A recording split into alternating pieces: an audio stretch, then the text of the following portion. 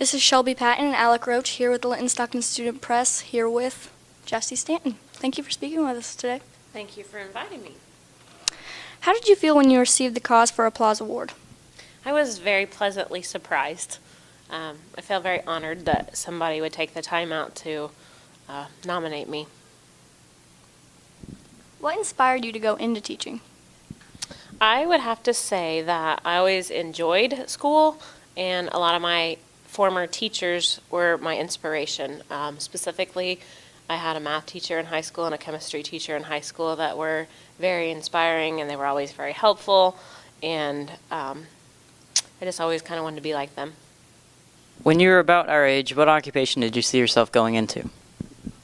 Well, I think I went back and forth. Went back and forth between teaching. My mom is a dental assistant, so I thought about dental hygiene a little bit. And then when I was in high school, my math teacher that I really liked talked a lot to us about engineering. And her dad was a chemical engineer. He had a patent on some sort of toothpaste tube. And I always thought that was great, and I really liked the chemistry, so I really thought about chemical engineering pretty seriously for a while. But I just always kept going back to teaching. What do you remember about teachers that taught you? How personable they were, helpful. They were just good role models in general. I felt like they were always down to earth. I felt like their biggest priority was they were there to help kids. They weren't there to do anything else but help kids mainly. You know, whether it be to help you on problems specific to your classroom or help you just with school life in general, to be supportive for extracurricular activities too. Just a lot of those good characteristics, I feel like. Who is someone who inspires you? Who inspires me? I have a lot of people. I would say in my profession, Barbara Herman is a teacher that's retired now from this building, and she was, I guess I kind of like to say she's my hero. She was a really good teacher. She was very personable. She taught English here for several years, and I just always have strived to be like her. What is your favorite part of teaching? I would have to say just the whole atmosphere of school. I really like to have relationships with my kids. I think there's a whole lot more here that we should offer other than just the academics. You know, my job is to teach algebra right now, but in all other things, I would like to teach life skills as well. You know, one of my biggest rules in my classroom is respect, and I think, you know, I hope that my students go out of here thinking that they've learned something about being respectful in my classroom other than, you know, just algebra. What would you say some of the downsides of teaching are? That's the downsides of teaching. My biggest complaint, I guess, is the amount of work I have to do outside of school. And it's a given. You know, I knew that going into teaching. It takes a lot of time away from my family.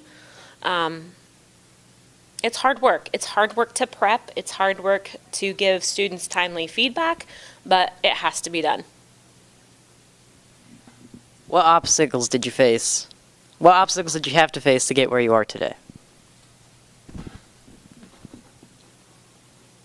I had to learn a lot as a beginning teacher. It's tough being a beginning teacher.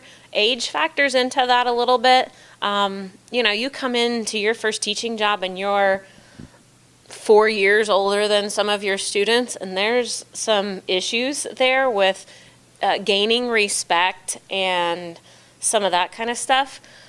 I would say it's developing the respect between the students, developing a good classroom management system. That's a big one.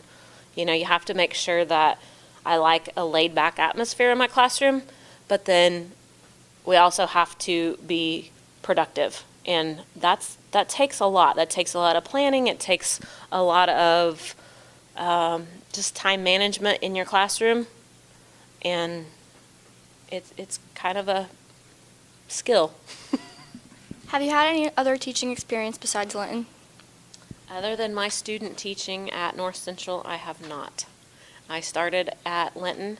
In fact, I left my student teaching position because Linton had an emergency maternity leave. And so they called around and they found out that I was a math teacher doing my student teaching, and I left my student teaching experience, and I finished out a couple weeks, I think, at Linton, the end of the school year for that maternity leave. And then I started at Linton, and this is my 19th year. Do you think having children helps you as a teacher? I think it does, in a way. Although I taught several years before I had my children. My daughter, Claire, is 10, so I taught about 9 years before I had her. It does, in a way. I do think, though, that it's not necessary. I don't think you have to have children to be a good teacher. I think you have to be sympathetic.